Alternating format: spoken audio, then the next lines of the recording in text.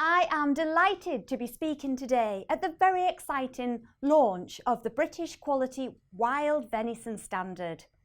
Just last year, we published our food strategy, setting out our vision for a sustainable and accessible protein sector, including alternative protein research and innovation and proteins from non-traditional livestock sectors.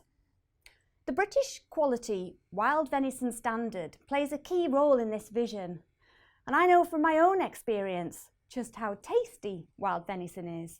It is versatile and sustainable, whether in sausages, stroganoff or on the barbecue. It's a very tasty meat. England's wild deer, an important part of the nation's biodiversity. They're beautiful and iconic, a wonderful feature in our countryside. However, the distribution and abundance of deer has dramatically increased over the last century, and it's likely to be higher than at any time in the last 1,000 years. At these levels, as many of you will know, deer pose a significant risk to our woodlands and the other animals that rely on them. Trees are at the forefront of the government's plans to achieve net zero emissions by 2050. But more than sequestering and storing carbon, trees are vital for forestry, biodiversity, construction and flood resilience. We have set a legally binding target through the Environment Act to increase tree and woodland cover to 16.5% of total land area in England by 2050. This will deliver an increase in tree cover of around 250,000 hectares. Our England Trees Action Plan sets out the government's long-term vision for trees and woodland, but recognises that without a reduction in deer impacts, much of that ambition will be seriously compromised.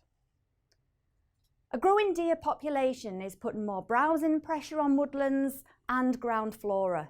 They're damaging trees and inhibiting the natural regeneration of our existing woodlands and the use of natural colonisation to establish new ones, threatening our carbon stocks. Tens of millions of pounds are spent annually on deer fencing and tree shelters to reduce damage.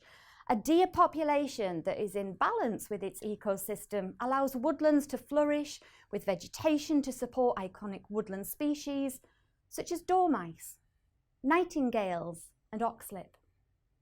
The sustainable management of the deer population supports the market for wild venison, and that sale of wild venison can offset some of the costs of management. However, it is vital that we ensure an audited set of standards are met throughout the supply chain for this venison. That is why the British Quality Wild Venison Standard is so important, making sure standards are met from the point of shot to the end of the processing chain.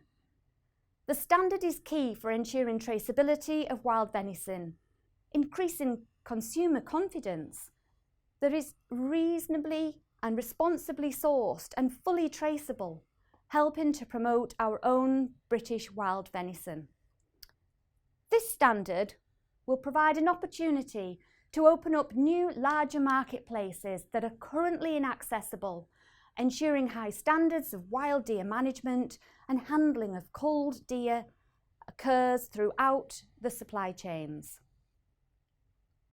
I hope this leads to more of us eating British wild venison and that we see this venison more widely available.